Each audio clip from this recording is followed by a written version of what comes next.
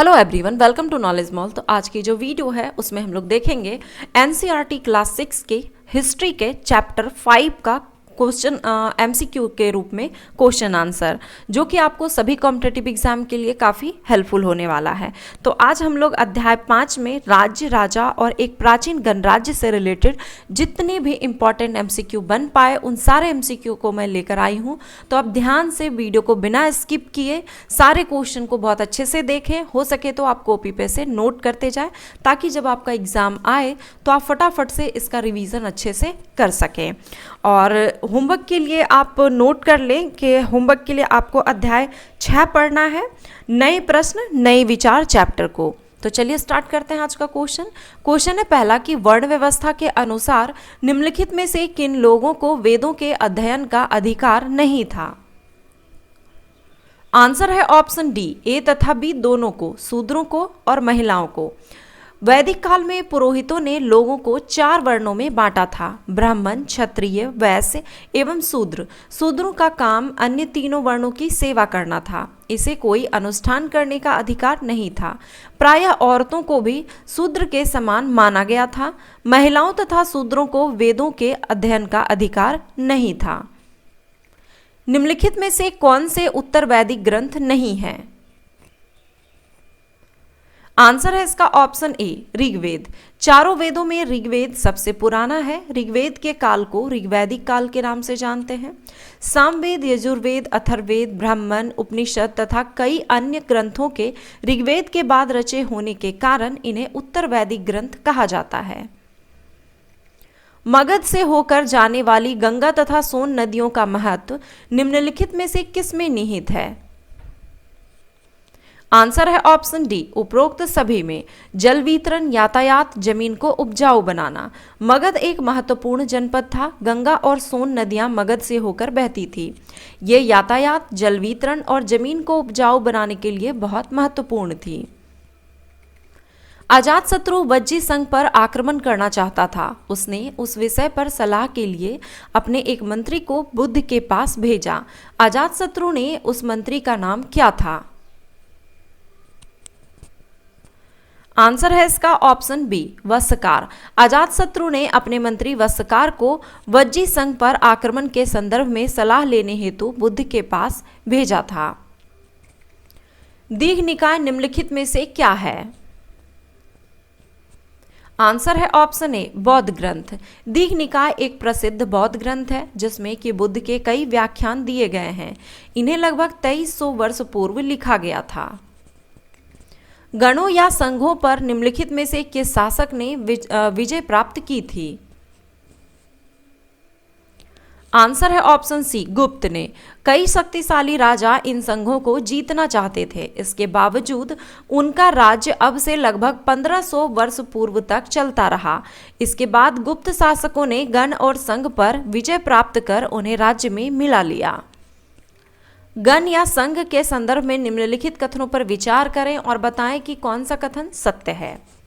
एक और जरूरी बात, अगर आप करंट अफेयर्स की वीडियो से जुड़े थे तो उसके लिए हमने एक अलग चैनल बनाया है जिसका नाम है करंटपुर। आप चाहें तो सर्च कर लें या फिर डिस्क्रिप्शन में लिंक दिया गया है, वहां से जाके आप डायरेक्ट उस चैनल पर पहुंच सकते हैं। वहां पर आपको डेली करंट अफेयर्स की वीडियो प्रोवाइड करवाई जाती है जो कि आपको सभी कॉम्पिटिटिव एग्जाम के लिए काफ़ी हेल्पफुल है। तो उस चैनल को भी जरूर सब्सक्राइब कर लें और बेल आइकन को भी जरूर प्रेस कर लें। आंसर है इसका ऑप्शन सी, 1 और 2 दोनों। कई सदस्यों वाले समूह के लिए गण शब्द का प्रयोग किया जाता है। बुद्ध तथा महावीर दोनों ही गण या संघ से संबंधित थे। गण शब्द का प्रयोग कई सदस्यों वाले समूह के लिए किया जाता है। संघ शब्द का तात्पर्य संगठन या सभा से है। गण या संघ में एक से अधिक शासक होते थे। प्रत्येक व्यक्ति राजा कहलाता था। बुद्ध और महावीर दोनों ही गण या संघ से संबंधित थे। बौद्ध साहित्य में संघ के जीवन का बहुत ही सजीव वर्णन मिलता है। मगध के निकट ही वज्जी राज्य था। वज्जी की राजधानी निम्नलिखित में से कौन सी थी। आंसर है इसका ऑप्शन डी, वैशाली। मगध के निकट ही वज्जी राज्य था जिसकी राजधानी वैशाली बिहार थी। वैशाली जो है ये बिहार में पड़ता है। यहाँ अलग किस्म की शासन व्यवस्था थी जिसे गण या संघ कहते थे। मथुरा सूरसेन महाजनपद की, कौशाम्बी वत्स महाजनपद की और चंपा अंग महाजनपद की राजधानी थी। गंधार महाजनपद की राजधानी कहाँ थी? आंसर है ऑप्शन बी, तक्षशिला। गंधार महाजनपद की राजधानी तक्षशिला थी। तक्षशिला प्रमुख व्यापारिक नगर होने के साथ साथ शिक्षा का भी प्रमुख केंद्र था। सिकंदर द्वारा अपने विश्व विजय अभियान के दौरान भारतीय उपमहाद्वीप में मगध की ओर कूच करने के संदर्भ में निम्नलिखित कथनों पर विचार करें और बताएं कि कौन सा कथन सही है। आंसर है ऑप्शन सी, 1 और 2 दोनों। सिकंदर की सेना ने आगे बढ़ने से इनकार कर दिया। सिकंदर की सेना भारत के शासकों के पैदल, रथ और हाथियों की बड़ी बड़ी सेनाओं से भयभीत थी। 2300 वर्ष पूर्व मैसिडोनिया का राजा सिकंदर विश्व विजय करना चाहता था।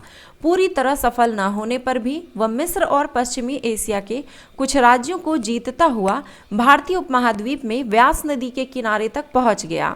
जब उसने मगध की ओर कूच करना चाहा तो उसके सिपाहियों ने इनकार कर दिया। वे इस बात से भयभीत थे कि भारत के शासकों के पास पैदल, रथ और हाथियों की बहुत बड़ी सेना थी। निम्नलिखित में से कौन सा नगर मगध की राजधानी कभी नहीं थी? आंसर है ऑप्शन सी, केवल 3, श्रावस्ती। बिहार में राजगृह, ये आधुनिक राजगीर के नाम से जानते हैं इसे, कई सालों तक मगध की राजधानी बनी रही। बाद में पाटलिपुत्र को राजधानी बनाया गया, जबकि श्रावस्ती कौशल महाजनपद की राजधानी थी। निम्नलिखित में से कौन मगध का शासक नहीं रहा था? आंसर है इसका ऑप्शन ए, प्रसेनजित। बिंबिसार, अजातशत्रु और महापद्मनंद मगध के महत्वपूर्ण राजा थे, जबकि प्रसेनजित कौशल महाजनपद का राजा था। मगध के संदर्भ में निम्नलिखित कथनों पर विचार करें और बताएं कि कौन सा कथन सत्य है। आंसर है इसका ऑप्शन डी, 1, 2 और 3। गंगा और सोन नदियां मगध से होकर गुजरती थी। मगध का एक हिस्सा जंगलों से भरा था। इस क्षेत्र में लौह अयस्क की खदानें हैं। लगभग 200 सालों के भीतर मगध सबसे महत्वपूर्ण जनपद बन गया। गंगा और सोन नदियां मगध से होकर गुजरती हैं, अतः ये नदियां यातायात, जल वितरण और जमीन को उपजाऊ बनाने के लिए महत्वपूर्ण थी। मगध का एक हिस्सा जंगलों से भरा था। यहाँ से सेना के लिए हाथी, रथ, गाड़ियों और घरों के लिए लकड़ियाँ प्राप्त होती थी। इन क्षेत्रों में लौह अयस्क की खदानें हैं जो मजबूत औजार और हथियार बनाने के लिए उपयोगी थे। महाजनपदों की कर प्रणाली के संदर्भ में निम्नलिखित कथनों पर विचार करें और बताएं कि कौन सा सत्य है। आंसर है ऑप्शन बी, केवल 2। कारीगरों को श्रम के रूप में कर का भुगतान करना होता था, ये कथन सत्य है। फसलों पर लगाए गए कर महत्वपूर्ण थे क्योंकि अधिकांश लोग कृषक ही थे।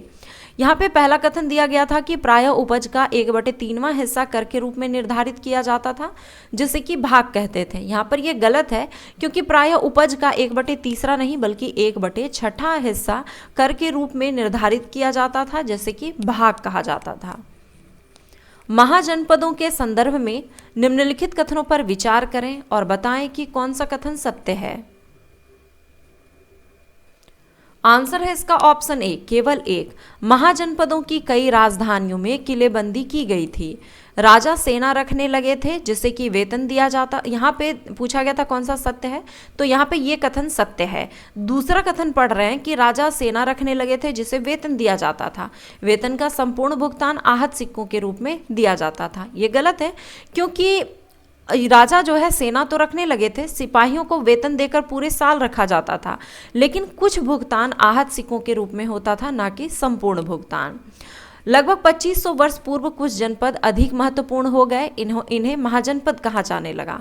अधिकतर महाजनपदों की एक राजधानी होती थी। कई राजधानियों में किलेबंदी की गई थी। ये किलेबंदी आक्रमण से सुरक्षा करती थी। ये राजाओं को समृद्ध और वैभव को भी दर्शाती थी। तो ये थे आज के एनसीईआरटी क्लास 6 की हिस्ट्री के अध्याय 5 राज्य, राजा और एक प्राचीन गणराज्य से संबंधित जितने भी इंपॉर्टेंट एमसीक्यू बन पाए वो सारे एमसीक्यू मैंने दिए थे। आई होप कि आपको ये सारे क्वेश्चन काफ़ी पसंद आए होंगे, ये वीडियो आपको काफ़ी पसंद आया होगा।